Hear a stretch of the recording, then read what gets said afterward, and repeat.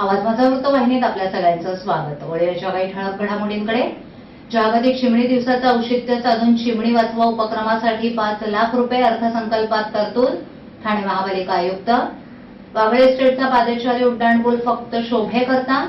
आणि ठाण्यात पोखरण रोड इथे विनापरवाने वृक्षतोड, स्थानिक नागरिक संताप्त. आपलं शहर स्वच्छ, सुंदर आणि नेटनेटकं ठेवणं ही आपली जबाबदारी आहे, हो ना? मग उचला फोन आणि विना परवाना होर्डिंग्स, बॅनर्स कुठे दिसले तर 1800-222-108 या टोल फ्री क्रमांकावर कळवा किंवा 75069464155 या भ्रमणध्वनीद्वारे आपली तक्रार नोंदवा किंवा महापालिकेने तयार केलेल्या स्टार ग्रेड ॲप्लिकेशनद्वारे आपली तक्रार नोंदवा. त्याची दखल त्वरित घेतली जाईल. देशभर जागतिक चिमणी दिवसाचं औचित्य साधून विविध समाजोपयोगी उपक्रम राबवले जात असतानाच ठाणे महानगरपालिका देखील सरसावली आहे. पालिकेच्या वतीनं पाचपाखाडी परिसरातील कचराळी तलाव इथे चिमण्यांसाठी घरटी उभारून पालिका आयुक्त संजू जयस्वाल यांनी या उपक्रमाचा शुभारंभ केलाय. भविष्यात अशा प्रकारच्या उपक्रमासाठी पालिका 5 लाख रुपये अर्थसंकल्पात तरतूद करणार असल्याचं पालिका आयुक्तांनी यावेळी सांगितलं. आज जागतिक चिमणी दिवस. या निमित्तानं ठाण्यात देखील पक्ष्यांना अन्न मिळावं याकरता ठाणे सिटीझन फोरम तसंच इतर स्वयंसेवी संस्थेच्या वतीनं रेडीमेड घरटं उभारण्यात आली आहेत. पालिकेच्या वतीनं या उपक्रमाची सुरुवात केल्यानंतर आता शहरातील वसाहती तसंच महानगरपालिकेच्या शाळा या ठिकाणी देखील अशीच घरटी उभारण्यात येणार आहेत. एकीकडे कडक उन्हाळ्याची चाहूल लागली असतानाच अशा उपक्रमाचं देखील अनुकरण करताना चिमण्यांना दाणे ठेवण्यासाठी सोसायटीमधील नागरिकांना देखील आयुक्तांनी आवाहन केलंय.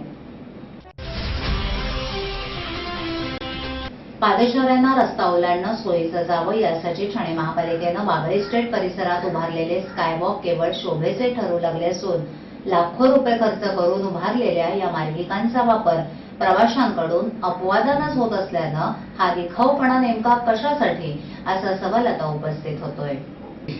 ठाणे शहरातील पादचारी उड्डाणपुलाचा वापर फारच कमी प्रमाणात होत असल्याचं यापूर्वीही स्पष्ट झालंय.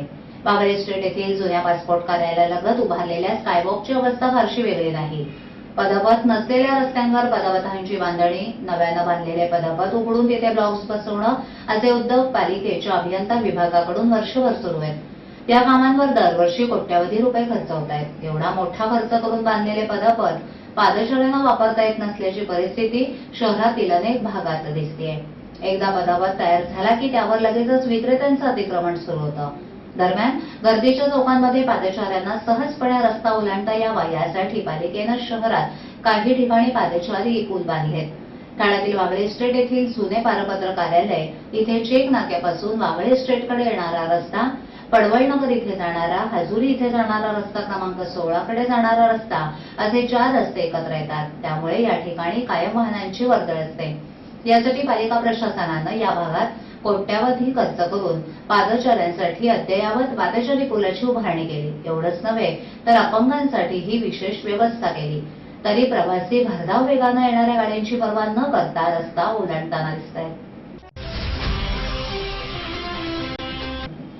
एक मुलगी शिकली तर सर्व परिवार शिकतो असं म्हटलं जातं. तसंच एक महिलेचं आरोग्य स्वास्थ्य निरोगी राहिलं तर सर्व परिवाराचं स्वास्थ्य नक्कीच निरोगी राहतं. यासाठी महिलांनी आपल्या शारीरिक स्वास्थ्याकडे नक्कीच पाहिलं पाहिजे, जे सध्याच्या युगात होताना दिसत नाहीये. यासाठी महिलांनी हेल्थ कॉन्शियस व्हावं यासाठी ठाण्यात आज एका मॅरेथॉनचं आयोजन करण्यात आलं होतं.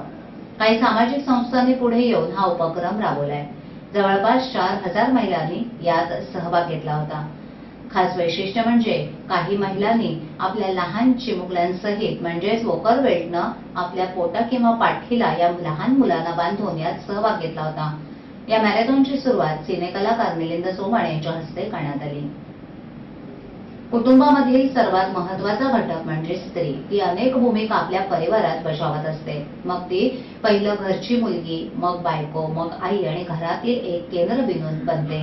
आणि या सर्व व्यापातून ती स्वतःकडे बघायला विसरते. परंतु सध्याच्या या धावत्या आणि फास्ट फूडच्या जीवनात तिनं आपल्या शरीराकडे पाहणं गरजेचं आहे. कारण सध्या अनेक आजारांनी या महिलांना वेधलंय. मग त्यात डायबिटीस, ब्लड प्रेशर, संधिवात, हातपाय दुखणं आणि सध्या वाढत असलेला आजार म्हणजे स्तनांचा कॅन्सर. अशा अनेक आजाराचा सामना सध्याची स्त्री करतेय. याचं मूळ कारण आहे स्वतःसाठी ही महिला साधा अर्धा तासही देत नाही. तिचे आपल्या शरीराकडे लक्ष नाही, त्यामुळे तिनं आपल्या शरीराकडे पाहणं, व्यायाम करणं, योगा करणं किंवा काही तास चालणं, धावणं हे केलंच पाहिजे. ती हेल्थ कॉन्शियस झालीच पाहिजे. याच उद्देशानं ठाण्यातील काही सामाजिक संस्था पुढे येत एका महिला मॅरेथॉनचं आयोजन करण्यात आलं होतं. ठाण्यातील काल्हेर दोस्ती मैदानातून ही मॅरेथॉन सुरू झाली आणि याच ठिकाणी या मॅरेथॉनचा शेवट झाला. 21 किलोमीटर बरोबरच 10, 5, 3 किलोमीटर अशा 4 गटात ही मॅरेथॉन झाली. यामध्ये जवळपास 4000 महिलांनी भाग घेतला होता. यात मग 3 वर्षाच्या लहान मुलांपासून 85 वर्षाच्या आजीबाईही सहभागी होत्या. या मॅरेथॉनची सुरुवात करण्यासाठी सिने कलाकार मिलिंद सोमण यांनी उपस्थिती लावली, तर सोनाली कुलकर्णी हिनं उपस्थिती लावत धावपटूंचा उत्साह वाढवला. दरम्यान या मॅरेथॉन स्पर्धेत 21 किलोमीटरमध्ये उरणची सुप्रिया पाटील हिनं बाजी मारली आहे. वातावरण आम्ही ऍक्च्युली नाही केलं, तर आज ज्या महिला आलेत, बायका आलेत, त्यांनी बनवलं हे सगळं. जे तुम्ही पाहताय इतकी एनर्जी आहे मस्त सकाळी सकाळी. आणि मला स्वतःला वाटतं आणि आमच्या टीममध्ये की जर बायका अशा अवेअर झाल्यात की exercise is important, healthy lifestyle is important, तर त्याची फॅमिली सुद्धा त्यांना फॉलो करते. तर आपल्याला एक भारताला सुद्धा जर हेल्दी आणि फिट बनवायचं असेल तर बायकांनी ऍक्च्युली सुरुवात केली पाहिजे, कारण सगळं त्यांच्याच हातात असतं. हो, खूप भारी वाटतंय. हेल्थसाठी कॉन्शियस होणं महिलांना किती गरजेचं आहे, कारण की महिला हेल्दी असेल तर पूर्ण परिवार हेल्दी असेल. ऑफकोर्स कुठलीही मला वाटतं कुठलंही कुटुंब, कुठलाही समाज ह्या महिलांशिवाय घडत नसतो. आणि महिला जर सक्षम असेल, फिट असेल फिजिकली, ती त्या संपूर्ण कुटुंबाला आणि पर्यायाने समाजाला फिट ठेवू शकते. जितकं मानसिक पद्धतीने फिट होणं गरजेचं आहे, तितकंच फिजिकली सुद्धा. आणि हे दोन्ही कनेक्टेड आहेत. जर तुम्ही मानसिक तयारी केली तर तुम्ही फिजिकल ट्रेनिंग करू शकता. त्यामुळे मला असं वाटतं की प्रत्येक स्त्रीने दिवसातनं 1 तास स्वतःसाठी, व्यायामासाठी, शरीरासाठी काढलाच पाहिजे. काय टीम जशी खास टिप हेच देईन की युजली काय होतं, सगळ्यांना जर फिटनेस हवा असेल आणि वेट लॉस करायचं असेल तर शॉर्टकट्सच्या मागे धावतात. कुठलं तरी क्रॅश डाएट आणि कुठलं तरी डाएटिंग करूयात आणि मग बारीक होऊयात, ह्या पद्धतीने जास्त हल्ली सगळ्यांना सगळंच फास्ट हवं आहे. तर कुठल्याही शॉर्टकटच्या पद्धतीने स्वतःचं फिटनेस सांभाळू नका. It's a long commitment. स्वतःच्या बॉडी बरोबर एक कमिटमेंट असणं खूप गरजेचं आहे. आणि never cheat with your self. तुम्ही दुनियेत चीट करू शकता पण स्वतःशी तुम्ही चीट नाही करू शकत. त्यामुळे कुठलंही शॉर्टकट वापरू नका आणि कुठलंही डाएट करू नका. हेल्दी राहा. प्रत्येक प्रकारचं मील घ्या. प्रत्येक न्यूट्रिशनची गरज असते आणि तितकीच गरज व्यायामाची सुद्धा आहे. सो ते 2 गोष्टी जर बॅलन्स केल्या आणि व्यवस्थित वेळेवर खाल्लं तर तुम्हाला जगात कुठलाही रोग होणार नाही आणि कुठल्याही डाएटची गरज पडणार नाही. नॉर्मली असं बघण्यात आलेलं आहे की महिला आपल्या स्वतःच्या आरोग्याकडे जास्त लक्ष देत नाहीत. त्यामुळे हा एक खूप चांगला इनिशिएटिव्ह आहे, ज्याच्यामध्ये हा महिलांसाठी फक्त ऑर्गनाईज केलेला इव्हेंट होता. त्यामध्ये पहिल्यांदा ऑर्गनाईज केला होता आणि त्याला खूप प्रचंड चांगला रिस्पॉन्स मिळाला. पोलिसांच्या बाजूने जितका सपोर्ट करता येईल तेवढा आम्ही केलेला आहे आणि हा असंच चालू राहावा. महिलांनी पार्टिसिपेट करावं, स्वतःचं आरोग्य आणि कुटुंबाचं आरोग्य याकडे लक्ष द्यावं. यासाठी याला पूर्णपणे पोलिसांची मदत राहणार आहे.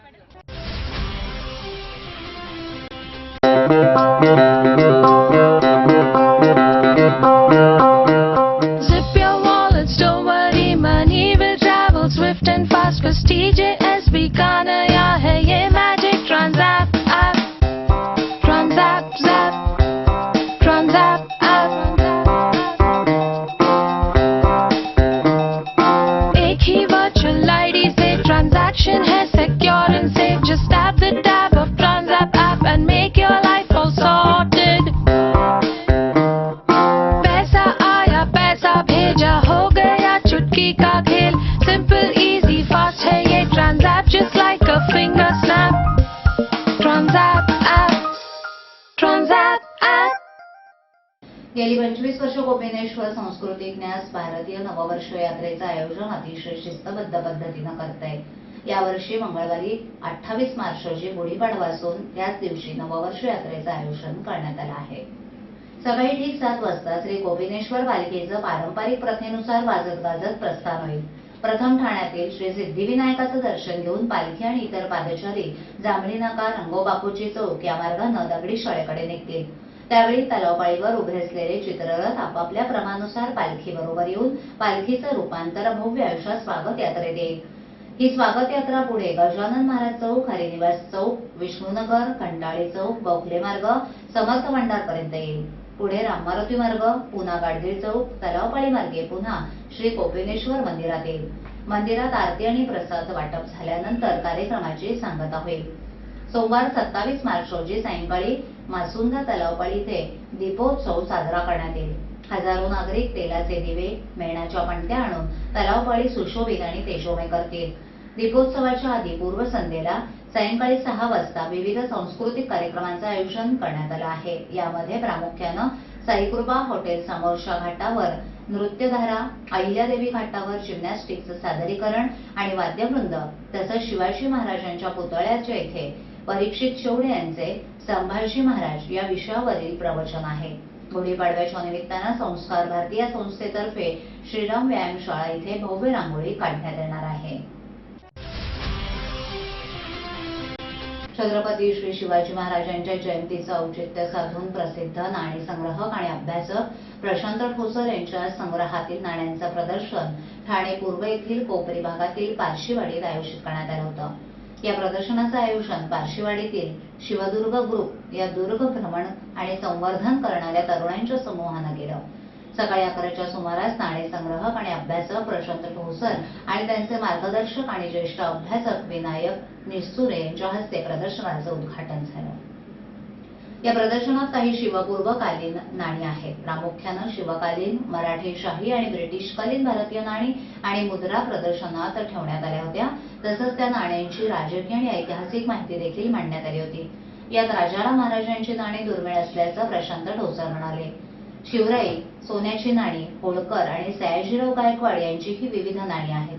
नाणी पाहून आपल्या प्रभावशाली इतिहासाकडे तरुण पिढी आकर्षित व्हावी आणि त्याचं महत्त्व चिरंतर जनमानसात टिकावं असं ठोसर म्हणाले. त्यातूनच नवीन अभ्यासक व्हावेत अशीही आशा त्यांनी यावेळी व्यक्त केली. लोकपुरम कॉम्प्लेक्समधील वीणा सोसायटी जवळील काही दिवसापूर्वी जवळपास 10 लहान मोठी झाडं विनापरवाना तोडण्यात आली असून ती पूर्णपणे नष्ट करण्यात आली आहेत की जेणेकरून ती पुन्हा विकसित होणार नाहीत. सोसायटीच्या रखवालदारानं झाडं तोडण्यास आलेल्या लोकांना झाडं तोडण्याबद्दल विचारणा केली असता ते म्हणाले की आम्हाला सोसायटीच्या चेअरमननं झाडं तोडण्यास सांगितली आहेत. त्यामुळे तुम्ही आमच्या कामात दखल देऊ नका. तुम्हाला काहीही आपत्ती असल्यास तुम्ही तक्रार करू शकता, पण तोपर्यंत आम्ही आमचं काम थांबवणार नाही असं रखवालदारानं सांगितलं. तोडलेल्या झाडांपैकी काही झाडं ही औषधी झाडं सुद्धा होती. सर्व तोडलेल्या झाडांचं लाकूड एका मिनी ट्रकमध्ये टाकून पुन्हा कुणीही आक्षेप घेण्याआधी सोसायटीच्या दुसऱ्या गेटमधून डंपास करण्यात आलं. या घटनेप्रकरणी कारवाई करण्यात व्हावी अशी तक्रार नागरिक मंच ठाणेचे सदस्य डॉ. राममूर्ती वर्मा यांनी पालिकेत केली आहे. आजच्या ठळक घडामोडी शेवटी पुन्हा एकदा. जागतिक चिमणी दिवसाचं औचित्य साधून चिमणी वाचवा उपक्रमासाठी 5 लाख रुपये अर्थसंकल्पात तरतूद. ठाणे महापालिका आयुक्त. वागळे इस्टेटचा पादचारी उड्डाणपूल फक्त शोभेकरता. आणि ठाण्यात पोखरण रोड इथे विनापरवाने वृक्षतोड. स्थानिक नागरिक संतप्त. आपल्या विभागातील काही सूचना अथवा समस्या असल्यास आमच्यापर्यंत जरूर पोहोचवा. आम्ही तुमचा आवाज नागरिकांपर्यंत नक्की पोहोचवू.